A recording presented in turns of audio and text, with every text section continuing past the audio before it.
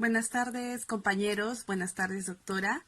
Mi nombre es Soledad Churequispe y en esta oportunidad voy a hablarles acerca de los instrumentos de recolección de datos respecto a la disertación número 3.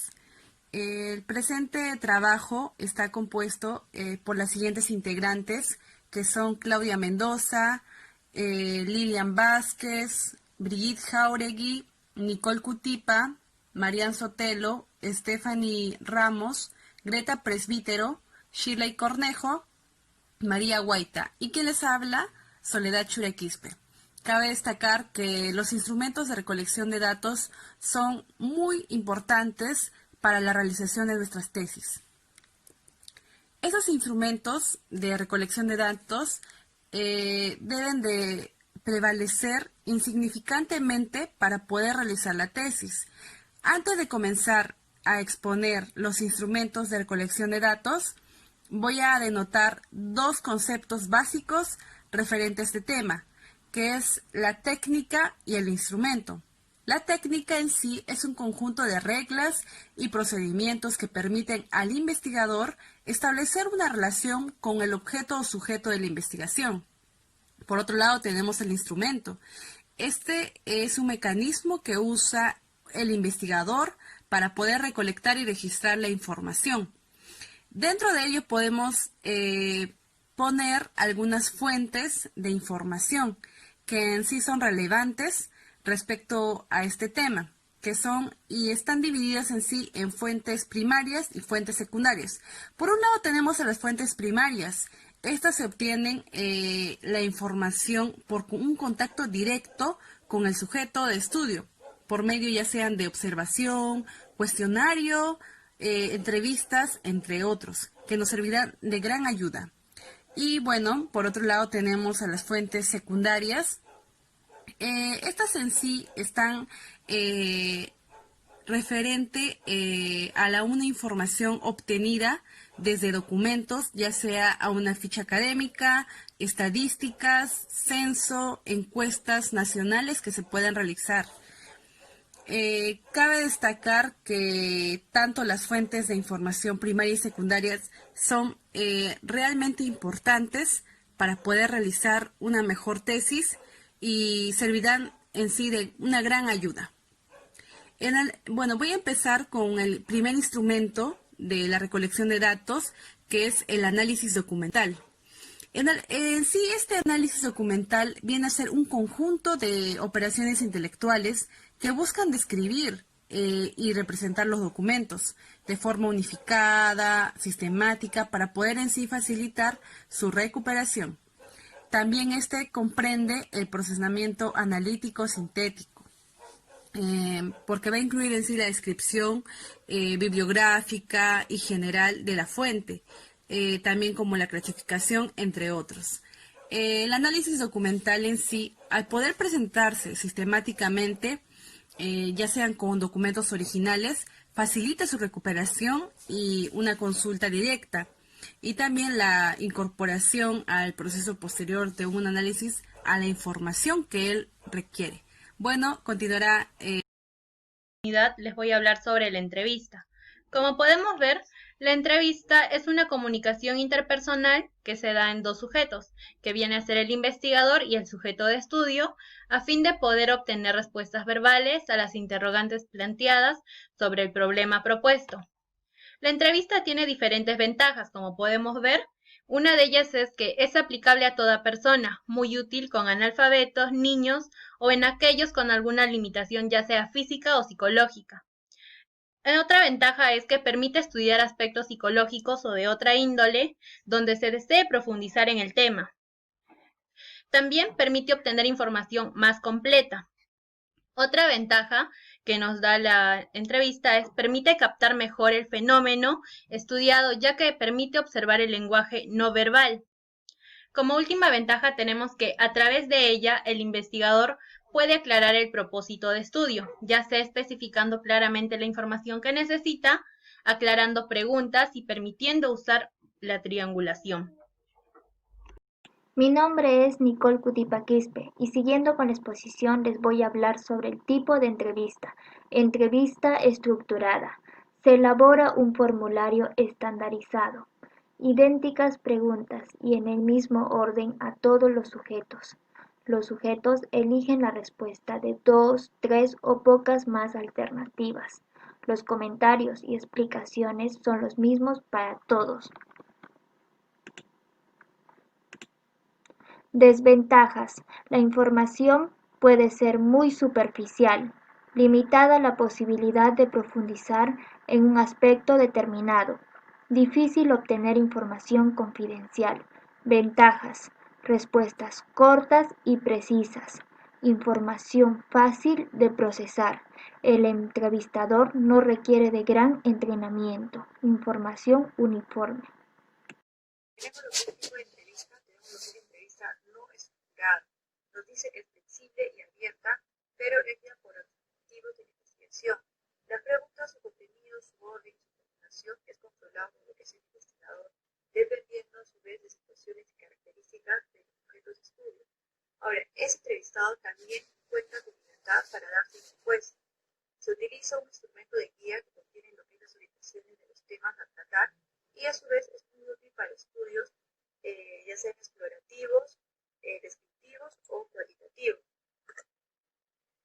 Respecto a lo que es las ventajas y desventajas, tenemos ventajas que es adaptable, aplicable a toda clase de sujetos en diversas situaciones. Nos permite lo que es profundizar en temas de interés y orienta posibles hipótesis y variables cuando se explora, sobre todo en áreas nuevas. Y respecto a las desventajas, requieren de mucho tiempo, es limitado para las personas con problemas de comunicación y requiere de lo que es habilidad técnica para obtener lo que es la información y mayor conocimiento.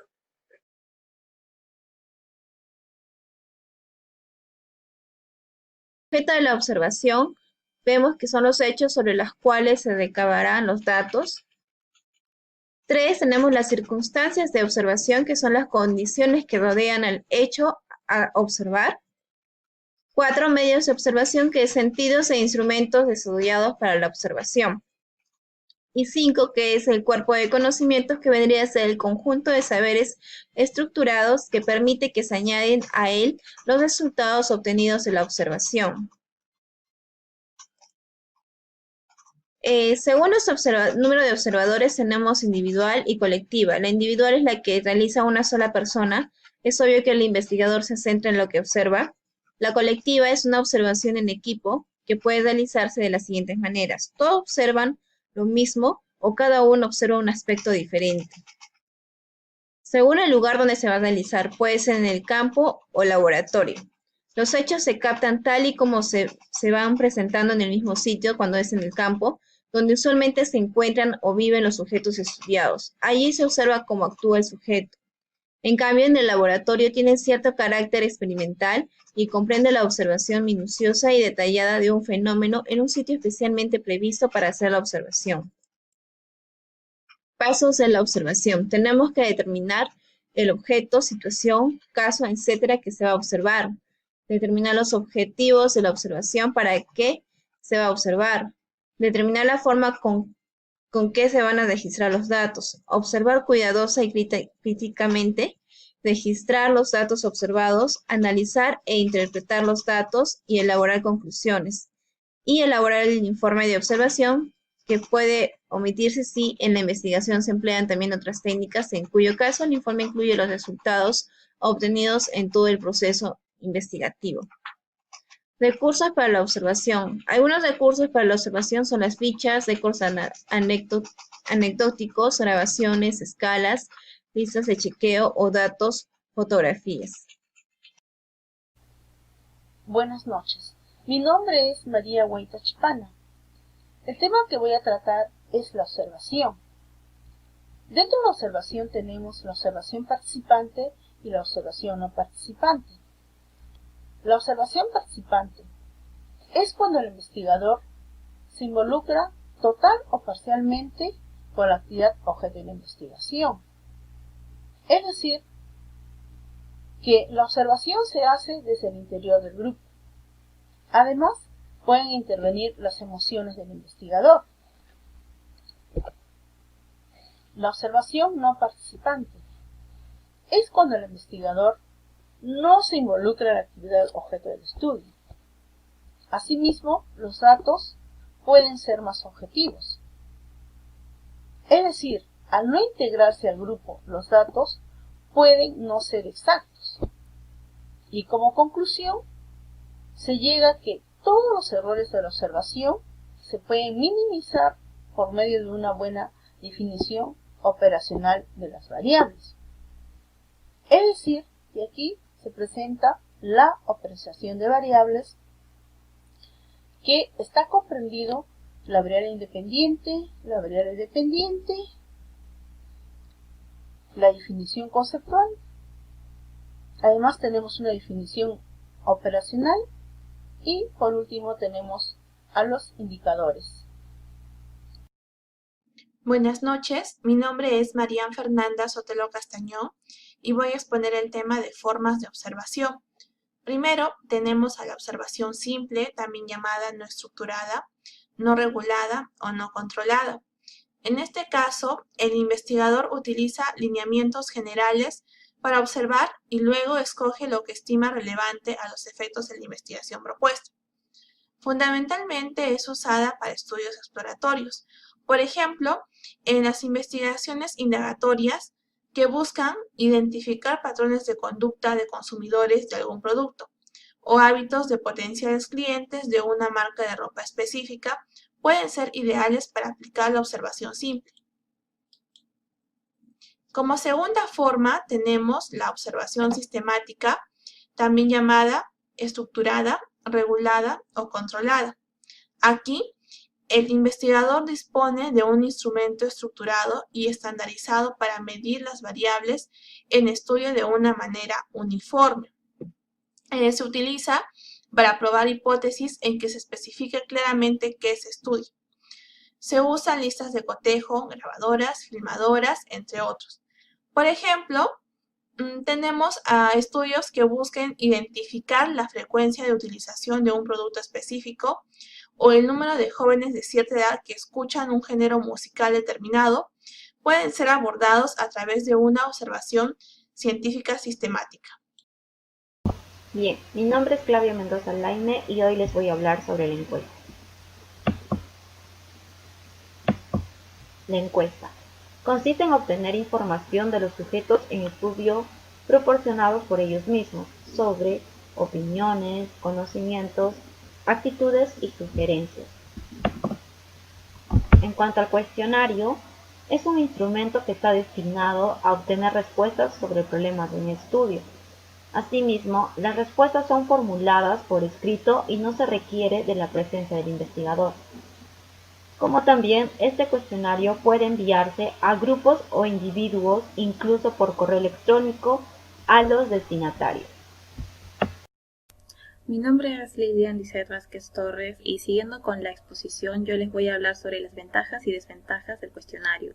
Vamos a empezar por las desventajas. En este caso nos dicen de que es poco flexible ya que la información no puede variarse ni profundizarse en este caso. También de que si el cuestionario se envía en este caso por correo electrónico es posible que no sean devueltos o que no se obtengan las respuestas requeridas. También de que no es utilizable en personas que no saben leer ni escribir. Y también no permite aclarar dudas en el momento. Y por último, resulta difícil obtener cuestionarios completamente contestados. Ahora, al otro punto que podríamos hablar es también la que son las ventajas. En este caso, las ventajas del cuestionario es de que es un costo relativamente bajo y también que proporciona información sobre un mayor número de personas en un periodo breve. También de que es fácil de obtener, cuantificar, analizar e interpretar datos. También que requiere menores requerimientos de personal capacitado y por último que existe con una mayor posibilidad de mantener en anonimato lo que vendrían a ser los encuestados. Gracias. Bueno, una de las técnicas que hemos utilizado es la encuesta, la cual es realizada por los formularios de Google. Entonces, nuestro instrumento es el cuestionario realizado actualmente, como les voy a mostrar. Bueno, ¿por qué hemos utilizado esta herramienta? Lo podemos personalizar. Nosotros le hemos puesto la imagen de la universidad privada. Asimismo, podemos agregarle contenido multimedia, imágenes, videos, como podemos observar. Asimismo, la información que se maneja aquí es a través de la nube. Es decir, que todos los cambios realizados siempre se guardan allí y no se van a perder. Bien, bueno, vamos a ver las respuestas de nuestros compañeros, que son 52. Primeramente vimos que en este recuadro pusimos que por favor pongan la dirección de cada uno de ellos. En las respuestas que observamos, vemos por ejemplo las respuestas individuales. Vamos a observar de uno de ellos. Por ejemplo, podemos poner nuestra compañera Fabiola, Fabiola por ejemplo. Fabiola nos responde, podemos visualizarlo, en total, ¿cuál es la cantidad que podemos visualizar? Aquí podemos observar el resumen de todas. Vemos acá gráficos. También podemos observar acá los gráficos, que es muy interesante. Podemos ver el gráfico circular, los diagramas circulares, donde podemos visualizar la primera pregunta que se decía: ¿denunciarías un abuso sexual si sucedería en tu hogar? Sí, la mayoría ha respondido que sí. Entonces en el diagrama circular se observa que es un 100%. En cambio, en la segunda respuesta podemos ver la diferencia, donde se ve los colores. Sí, siempre es el color celeste, el color rojito es siempre y totalmente de acuerdo, y el color amarillo en desacuerdo. Así vemos de todos los compañeros los que nos han respondido. Así como también la escala de los compañeros que pusimos si se sentían agotados emocionalmente e intelectualmente. Hicimos un recuento de todos los compañeros en Excel. Y también podemos ver que acá se nota la hora, la fecha que fue respondida. Por nuestro compañero, por ejemplo, nuestro compañero Quique Pérez. Nos contestó con su correo y nos contestó a las 21:50. Entonces, y como les dije, en la nube se guarda toda esa información y no se va a perder jamás. Eso ha sido nuestra forma de guardar nuestra encuesta y poder hacerlo más práctico.